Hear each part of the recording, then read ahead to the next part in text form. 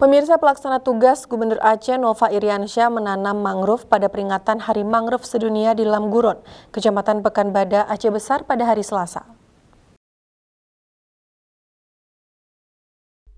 Tahun ini peringatan Hari Mangrove Sedunia atau yang disebut dengan International Mangrove Day direfleksikan melalui gerakan penanaman 2020 batang mangrove secara serentak di setiap provinsi.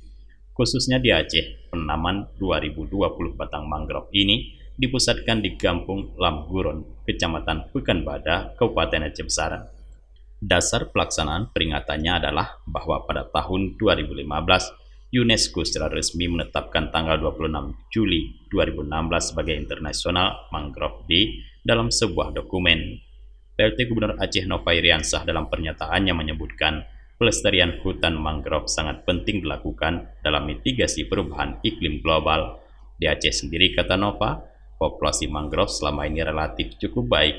Namun begitu, masih tetap perlu dilakukan pemeliharaan dan disosialisasikan berkelanjutan bagi generasi muda agar tumbuhnya kesadaran menjaga hutan mangrove.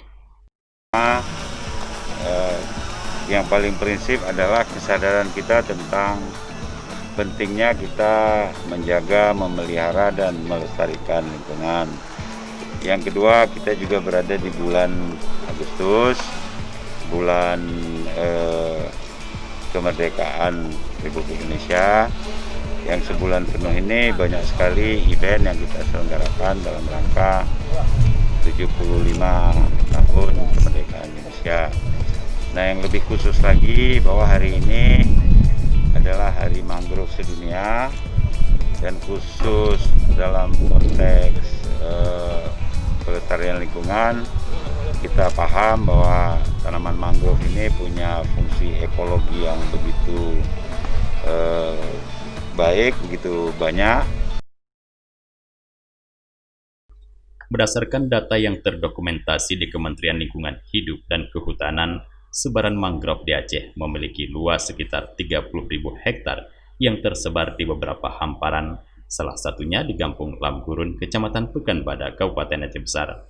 Selain berfungsi sebagai penyerap karbon di udara, ekosistem mangrove memiliki fungsi secara fisik, biologis, dan ekonomis. Dari Aceh Besar, Tim Liputan Aceh TV melaporkan.